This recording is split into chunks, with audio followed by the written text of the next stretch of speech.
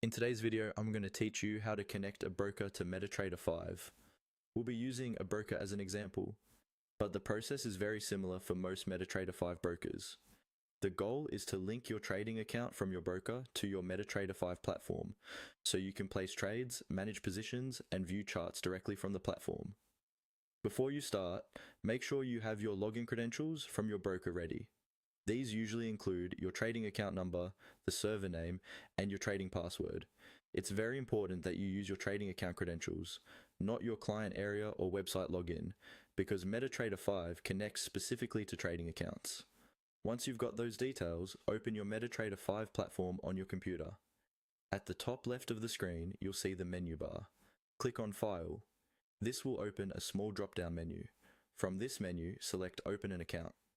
This option is what MetaTrader uses to add or connect to new trading accounts and servers. A new window will appear asking you to find your broker's server. In the search box, start typing the name of your broker. As you type, MetaTrader 5 will search for matching servers. When you see your broker's name and the correct server in the list, click to select it. Then click Next to move on.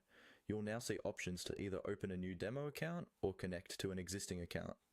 Since you already have a live or demo account with your broker, choose the option that says Connect to an existing account.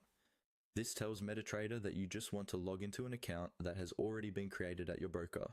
Now, if you're not sure about your exact login details, go back to your broker's website in your browser. Log into your broker's client area if you're not logged in already.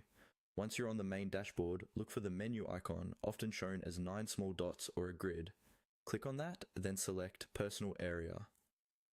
Inside your personal area, find the section called My Account, or something similar. This is where all your trading accounts are listed. Scroll down if needed, and you'll see your account number, the server name, and sometimes other details. These are the credentials you need